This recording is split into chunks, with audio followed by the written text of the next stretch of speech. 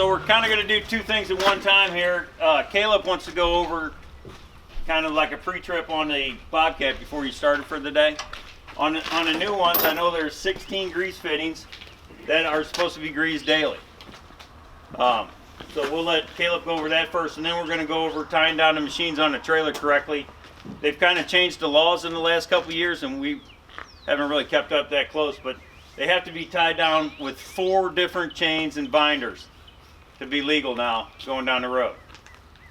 With that, go ahead, Caleb. So every morning you guys need to check your oil, hydraulic fluid, coolant, and grease your machine. Like Don said earlier, there's 16 different grease points.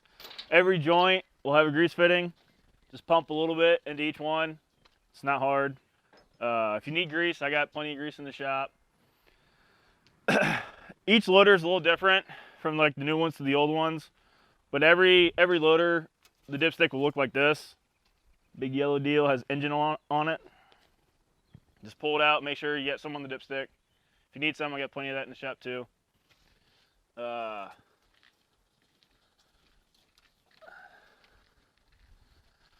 these ones, it's kind of a silly spot. So the hydraulic reservoir or the sight glass is down here.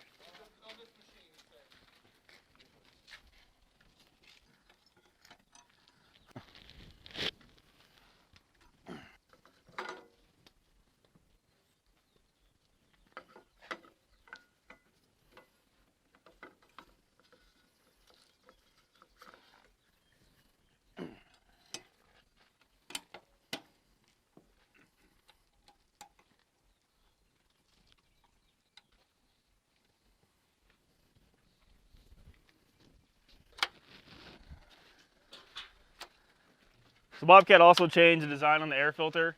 On the other ones, you have 3 clips. This one, you just pull this yellow tab out and spin it, unlock it, and pull it out. Holy cow.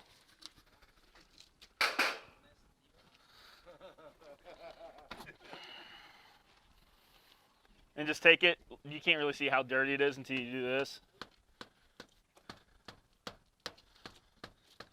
If it's a little dirty like that, you can just tap out the dust and it'll probably be all right and put it back in. But if it's really packed full, you'll know it. Then call me or we need to get a new one put in it right away. This is your coolant. Make sure, most of the time there's a full line or a hot and cold line. Just make sure it's in between there. And Bobcats take different coolant than trucks. They use the PG, it's purple instead of green. You can change them, but we can't mix coolant. So if you have green in here, you can't put purple in there. If you have purple, you can't put green. Just make sure it's the same color. Before we take a machine out to a job site, we probably need to make sure it's full of fuel every time, just so that way we don't have to go out and fill it up and all that. Just check for leaks, walk around it, check for leaks. If you see something bent or broken, let me know immediately so we can get it fixed. Or is the fuel in the back of these? The new ones? Is that it right there? Yep. It's in the back door still? Yep.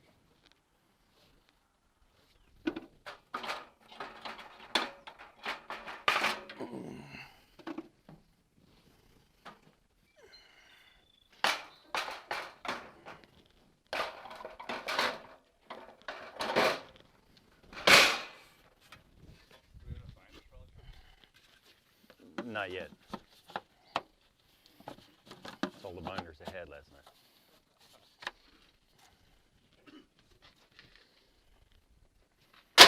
So, like what Robo was just saying, like a lot of mulch gets packed up on top of this. Well, this is how the machine cools. This is the radiator. So if that can't get airflow, it's going to overheat. So just kind of keep an eye on that. If you see this plugged up full of stuff, or this is plugged up full of mulch and rock, try to clean it out the best you can. If you need me, I got an air gun. I can blow it out real quick. Just let me know. It's pretty easy to take them off and knock them out, but Bobcat also knows that's a problem. They got a double screen in there now instead of the old ones with just the one screen. And this thing will also lift up too, maybe. That's the fan, so make sure that's all clear of debris so nothing goes through the radiator. And so it can cool properly.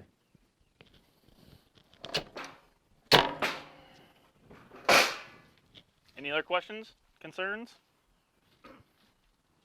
No? All right, we can go back to Don to chain it. You're welcome. All right, guys, so like I talked about earlier, the new deal is we have to have 4 points of tie down on anything we're hauling. And ratchet straps don't count, and neither do the old binders. These guys we can't use anymore. I know we got a few of them still hanging around here. We'll just get rid of them. So the machines are all set up where they should be tied down from.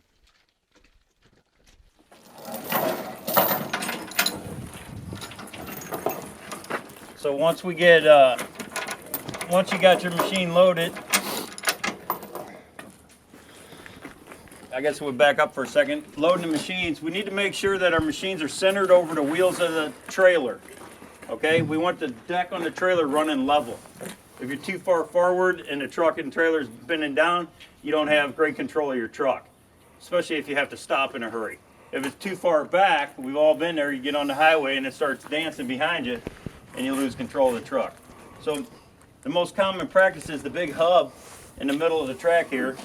If it's right off the back of the front tire, because most of your weight to these machines are over the back or past the tracks.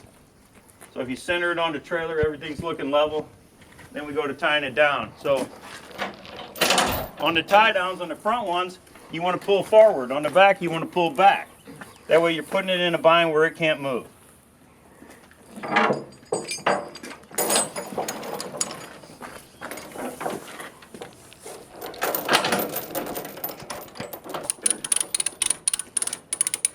Obviously, the tighter you get this thing to start with, the less of this you have to do.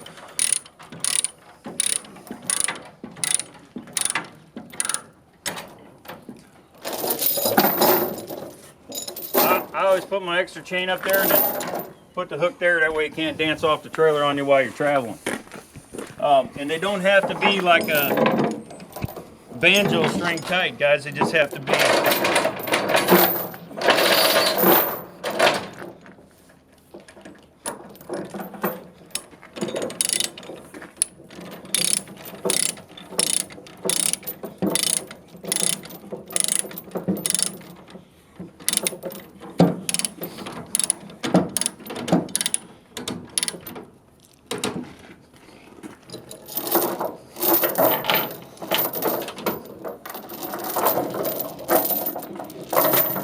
You want to take the extra chain and just wrap it around here a little bit so it can't go anywhere.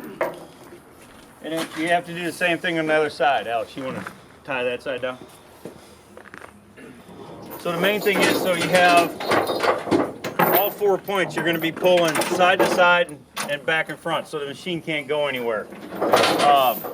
When you get out of the machine, before you get to tying it down, make sure you hit the park brake. Hey, one other thing about hauling things, guys. We haul a lot of boulders. We haul a lot of pallets of pavers. On them, on your ratchet straps, you can't use ratchet straps on with the cloth material on boulders anymore. They have to be chained down. On the pavers, we're supposed to have the little plastic deals that save them from getting cut. Huh? Yep, go ahead. So, kind of to add what Don was saying about making sure everything was clean and whatnot.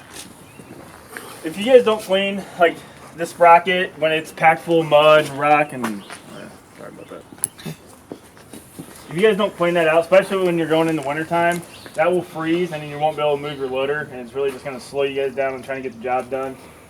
I would say every time, at least once a week, if you guys get done with the job and you're bringing it back here, we got a power washer, just kind of spray it out real quick, just keep them clean and nice. Like Don was saying, these things are really expensive and we want to keep them as nice as we can, for as long as we can. Yeah, just make sure they're clean. Yeah, like Caleb said, the other thing's your tracks, guys. They should move about an inch, inch and a half. If it's looser than that, they need to be tightened up. Because that one right there, I can tell you it's too loose now. It just ain't got any slack in it because it's packed full of mud. Straps we cannot use. So if you're hauling the Mini, which most of the time the driver does, the boom has to have a chain on it also. Can't be a strap. So anytime you get anything extra than this on there, it's chains and binders. Don was saying something about straps earlier. If you guys need any corner protectors, we got metal ones or we got plastic ones. Everybody should have some in the toolbox of their truck, because you never know when you're going to have to throw a pallet on, strap it down, and go. Yeah, if we need to get more of these, let me know. I can get some on order. So probably the metal have a ones box. for rocks and stuff, or what? Yeah, we just had two different kinds there. I talked to Clinton about it. If you want the metal ones and plastic ones. But they got all different kinds too. So if this doesn't work, let me know. We can get different ones or whatever you guys need.